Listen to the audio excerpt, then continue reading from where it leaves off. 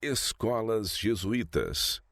Este estudo tem o propósito de tornar claro que os professos protestantes debilitaram e tornaram a denominação protestante despreparada contra o ataque feito pelo papado por meio do sistema oposto de educação introduzido por Loyola, fundador da Ordem dos Jesuítas. Antes disso, a Igreja Católica estava consciente de sua importância em resistir ao grande movimento do protestantismo, inaugurado por milhares de missionários preparados nas escolas cristãs de Lutero e Melanchthon.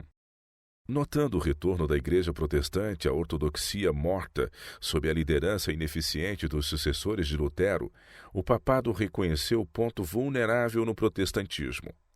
A Ordem dos Jesuítas tinha como missão especial combater a reforma. Como o meio mais eficaz de deter o progresso do protestantismo, essa ordem visou a controlar a educação.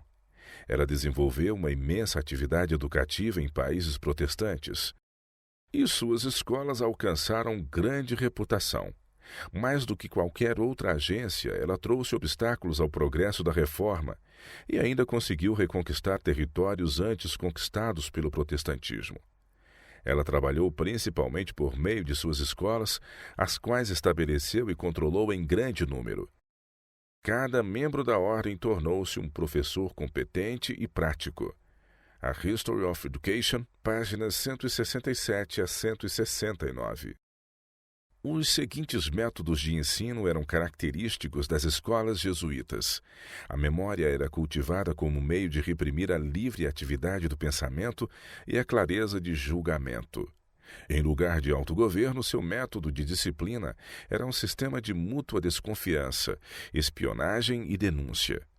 Implícita obediência desobrigava os alunos de toda a responsabilidade quanto à justificação moral de suas ações. Karl Rosenkranz, The Philosophy of Education, páginas 270 e 271.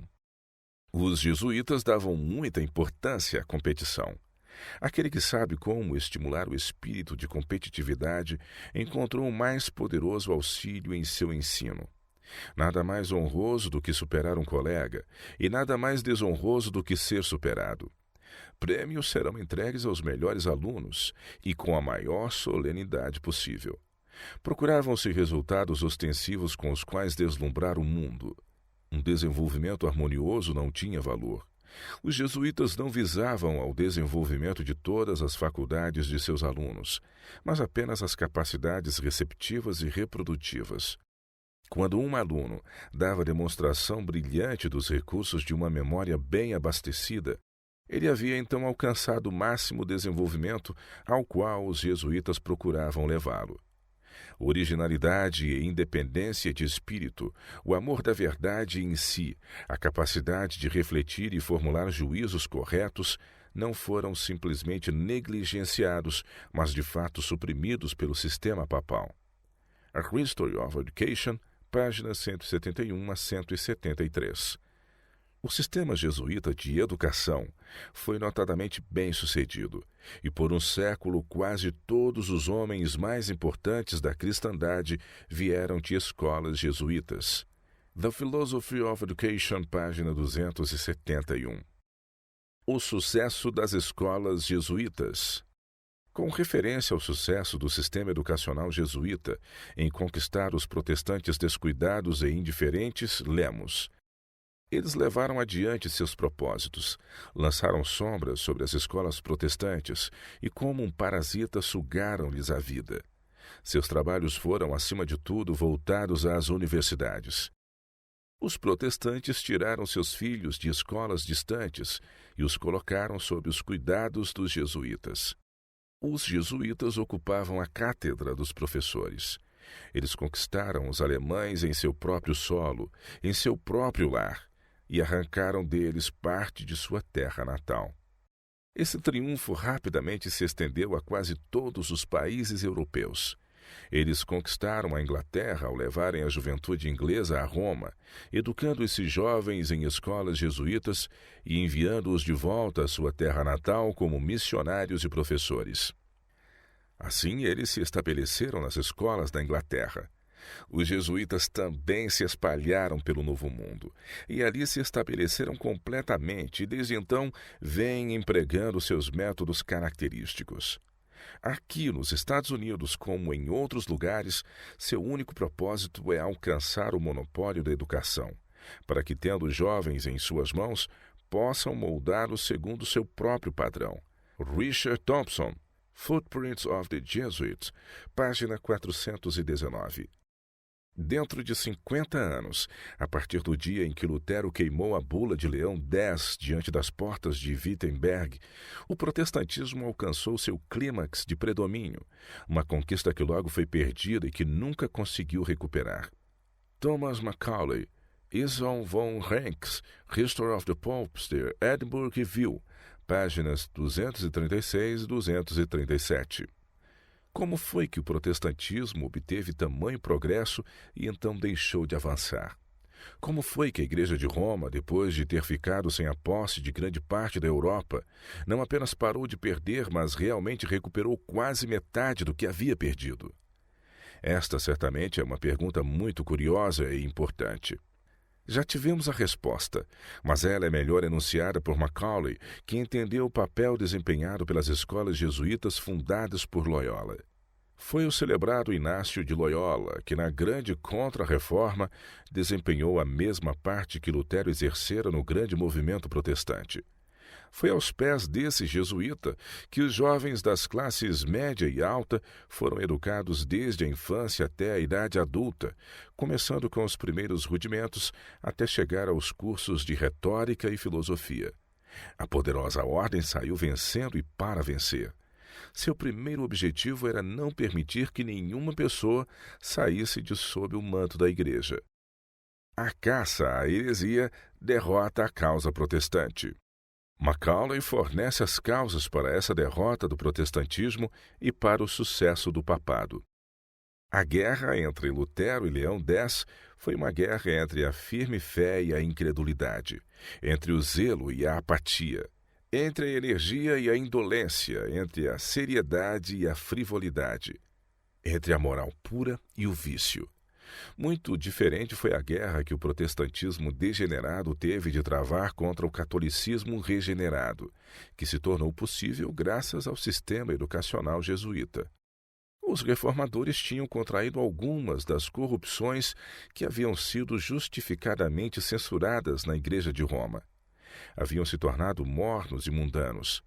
Seus antigos grandes líderes haviam baixado à sepultura e não deixaram sucessores. Em todos os cantos do protestantismo vemos fraqueza. Em todos os cantos do catolicismo vemos ardor e devoção.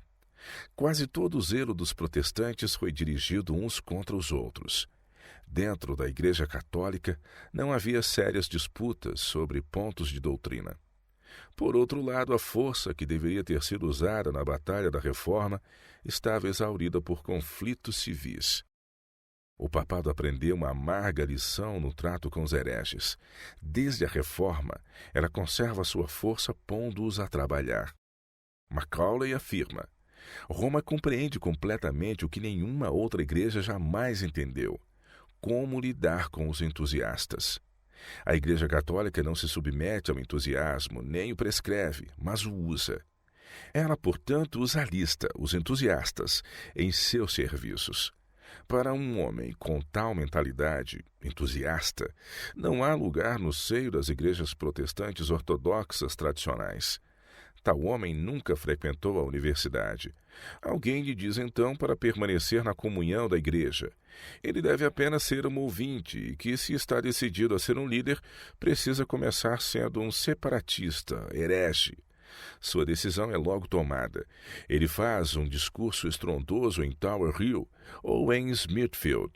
Uma congregação é formada e, dentro de poucas semanas, a igreja protestante terá perdido centenas de famílias. O papado foi mais sábio que os protestantes em lidar com aqueles que se tornaram um pouco instáveis em seus pontos de vista. Ele dedicou pouco tempo em julgamentos eclesiásticos. Em vez de tentar forçá-los a sair da igreja, ele direcionou seus esforços. Enquanto a Igreja da Inglaterra estigmatiza o entusiasta ignorante como um inimigo dos mais perigosos, a Igreja Católica faz dele um campeão. Ela pede que ele deixe crescer a barba, o cobre com um hábito e capuz de tecido grosso e escuro, amarra uma corda na sua cintura e o envia para ensinar em seu nome. Ele nada custa a ela. Ele não recebe um tostão do clero regular. Passa a viver das esmolas daqueles que respeitam seu caráter espiritual e são gratos por suas instruções. Toda essa influência é empregada para fortalecer a Igreja. Dessa forma, a Igreja de Roma reúne em si toda a força da organização religiosa e toda a força da dissidência. Coloque Inácio de Loyola em Oxford. É certo que ele virá se tornar o chefe de uma cisão formidável. Coloque John Wesley em Roma. É certo que ele virá a ser o primeiro general de uma nova sociedade dedicada aos interesses e honra da Igreja. A Igreja de Roma, desde o seu rejuvenescimento, está literalmente repleta de soldados zelosos, entusiastas e determinados, que nada sabem senão viver, ser usados e morrer pela Igreja. Ela está determinada a trazer as denominações protestantes de volta ao seu seio humilhadas, arruinadas e completamente subjugadas. Em toda parte, na pessoa de professores jesuítas, editores e funcionários públicos, ela possui pessoas trabalhando com o objetivo de moldar o sentimento público, alcançar as posições governamentais de importância e controle e, acima de tudo, por meio de seus professores, obter o controle das mentes de crianças e jovens protestantes. Ela valoriza e utiliza este princípio perene. Ensina a criança no caminho em que deve andar e até quando envelhecer não se desviará dele. Os católicos dizem: deixem-nos ensinar uma criança e até os 12 anos e ela sempre permanecerá católica.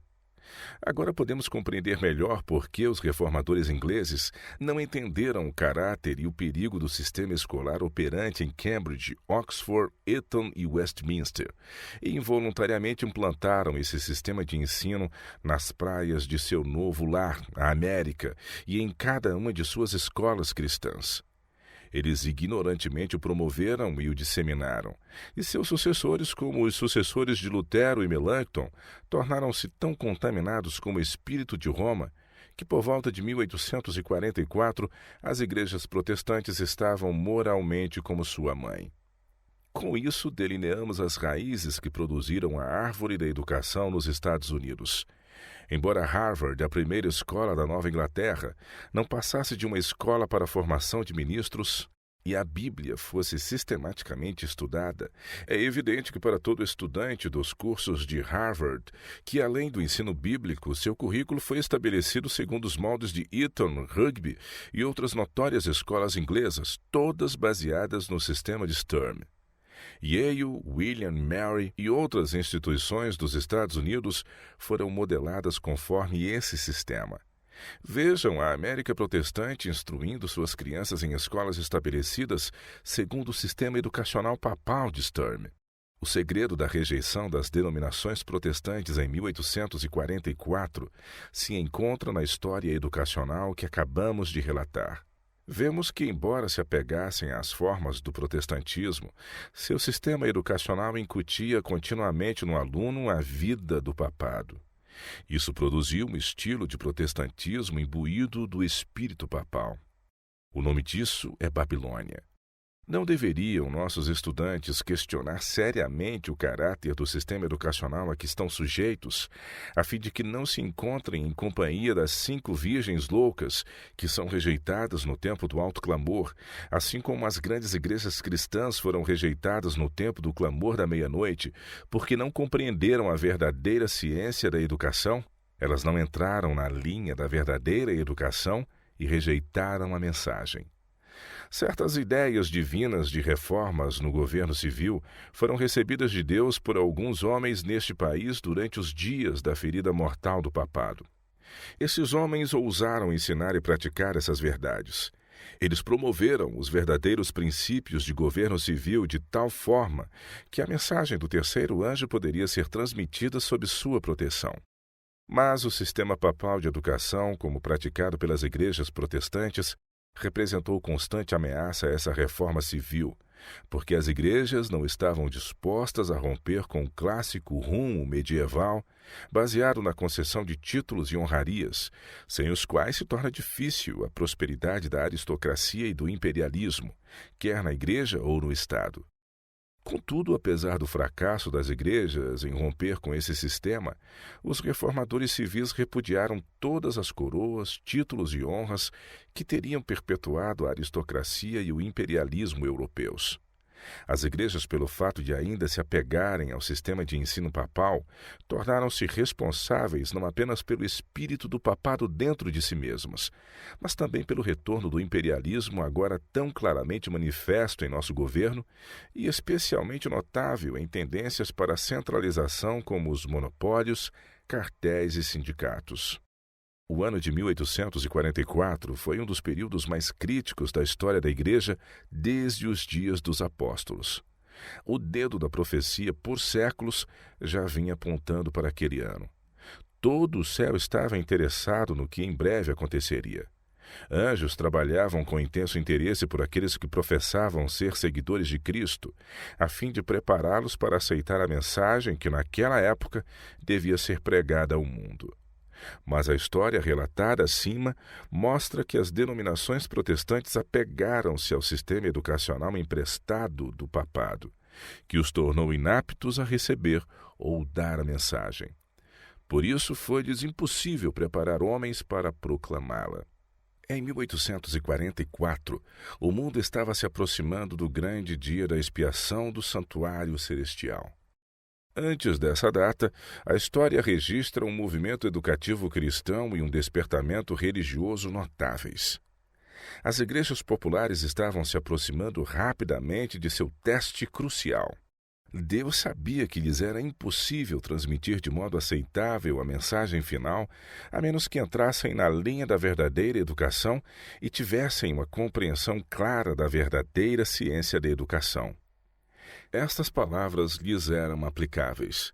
Agora, como nunca antes, precisamos compreender a verdadeira ciência da educação. Se deixarmos de compreender isso, jamais teremos lugar no reino de Deus. Ellen White, Christian Educator, 1º de agosto de 1897. O que as igrejas protestantes enfrentaram em 1844, nós, adventistas do sétimo dia, estamos enfrentando hoje. Veremos como as denominações protestantes se opuseram aos princípios da educação cristã e dessa forma deixaram de instruir seus jovens para dar o clamor da meia-noite. Jovens adventistas do sétimo dia, milhares dos quais estudando em escolas do mundo, não podem dar-se ao luxo de repetir esse fracasso. Aquele poderoso brado, Caiu, caiu Babilônia, produzido pela queda moral das igrejas populares, nunca teria sido dado se elas tivessem permanecido fiéis aos princípios da educação cristã. Se os adventistas do sétimo dia chegarem ao alto clamor com a mesma experiência vivenciada pelos protestantes no período do clamor da meia-noite, também serão como virgens loucas para quem a porta foi fechada. Todas as virgens na parábola de Cristo tinham lâmpadas, as doutrinas, mas faltava-lhes o amor da verdade que ilumina esses ensinamentos. A ciência da verdadeira educação é a verdade que deve ser tão profundamente gravada na alma que não se possa apagar pelo erro tão abundante em toda parte. A mensagem do terceiro anjo é verdade, luz e poder. Testemunhos para a Igreja, volume 6, página 131. Não é educação cristã, então, à luz das doutrinas? A educação papal falha em acender essas lâmpadas, pois não passa de escuridão. Certamente os nossos jovens adventistas do sétimo dia estão vivendo em um tempo solene, tempo em que cada professor neste país, cada aluno e futuros obreiros missionários da Igreja devem encarar a situação e definir sua atitude para com os princípios da educação cristã. O fato é que, antes que possamos levar a mensagem da verdade presente em toda a sua plenitude a outros países, devemos primeiro romper todo o jugo. Precisamos entrar na linha da verdadeira educação. Ellen White, The Madison School, Special Testimonial Series, número 11, página 30. Agora, como nunca antes, precisamos compreender a verdadeira ciência da educação. Se deixarmos de compreender isso, jamais teremos lugar no reino de Deus. Estamos lidando com uma questão de vida ou morte.